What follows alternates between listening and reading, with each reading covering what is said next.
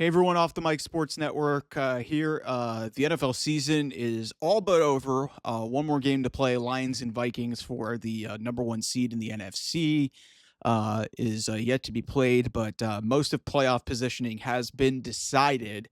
And one of the things, and I hammered this home last night after the Bengals did beat the Steelers, it didn't matter. The Kansas City Chiefs completely just, weren't even trying to play. They rested everybody, and the Denver Broncos earned the last spot in the AFC playoff picture. Um, they deserved it. They earned it. The Bengals are out despite going 9-8 and winning their last 5 games. Also, despite having the number one guy in Joe Burrow with over 4,900 yards passing, 43 touchdowns. They had Jamar Chase over 1,700 yards, lead the NFL in receiving. They had Trey Hendrickson with 17 and a half sacks, lead the NFL in sacks.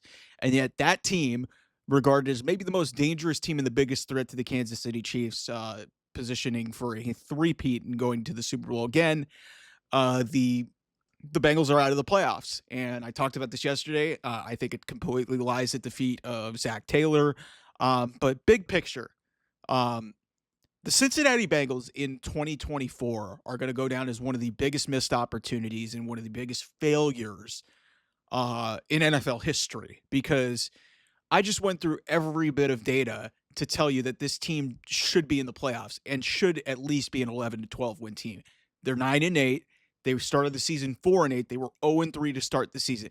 To give you just kind of an idea of just how bad and how much of a missed opportunity that this is for the Bengals and this team, the Bengals lost at home in week 1 to the New England Patriots, who just lost out on the number one seed because they beat a Bills team that had Josh Allen play one snap. A Bengals team that was 9-8 this season started 0-3. They lost at home, scoring, I think, 10, it was like 10 points or something like that, to the New England Patriots, who are now starting a rookie quarterback and fired their coach after one season. That's inexcusable. And I said it yesterday. Zach Taylor should be fired. Absolutely, unequivocally should be fired. This is an unbelievable failure for this organization to miss the playoffs. Some people want to blame Joe Burrow. It's not Joe Burrow's fault that he threw for 43 touchdowns, 9 interceptions, and almost 5,000 yards and didn't make the playoffs. The defense was awful, aside from Trey Hendrickson. That's on Zach Taylor for keeping Lou Anarumo, who is clearly a liability for this team. I just don't know what you want to say. And if you're a Bengals fan who's mad at the Chiefs for, not trying to win in week 18, I have no sympathy for you whatsoever. None. Don't lose a bunch of games that by one score. You lost to the Ravens by a combined 4 points in both of your games. Yeah, you beat the Browns, which congratulations, you hadn't done a lot in recent history. But yeah, you lose to some bad teams. You lost to Washington. Washington turned out to be pretty good, a lot better than everybody thought they'd be. You lost to, like I said, you lost to the Patriots. Like that's if the Bengals win against the Patriots in week 1, that game between the Chiefs and the Broncos means absolutely nothing. And the Bengals are going to the playoffs. That's the margin of error.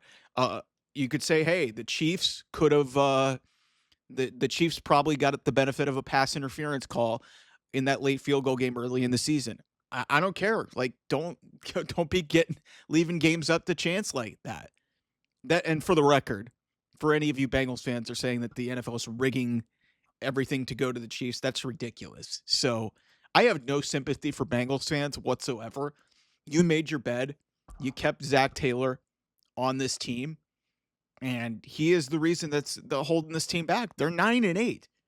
That's a 11, 12, maybe 13 win team under any other head coach. So it's a complete missed opportunity. One of the biggest fails. This team with historic numbers from their wide receiver and quarterback, and also their edge rusher, don't go to the playoffs. And who's to say that maybe they could have disrupted a lot of stuff in the AFC, and maybe the Chiefs won't go to the Super Bowl and win it again this year. That may be very much on the table. But the Bengals were a direct threat, and because of their incompetence at head coach, and because of a lot of other things defensively that failed them, they're not going to the playoffs. Again, I'm not going to have sympathy for a team that lost to a 4-13, the worst Patriots team maybe of my life, who just fired their coach. So if you're a Bengals fan bitching and moaning about what happened with the Chiefs have every right to do that. They won 15 games this year. They had every right to sit every player on their roster because they hadn't had ample time to rest, and they earned it. They earned the number 1 seed. They won 15 games this season. That I got no problem with that. So be mad at your head coach. Be mad at your defense for not being able to stop a nosebleed. That's all I got to say. Anyway, I will talk to you guys real soon. Bye-bye.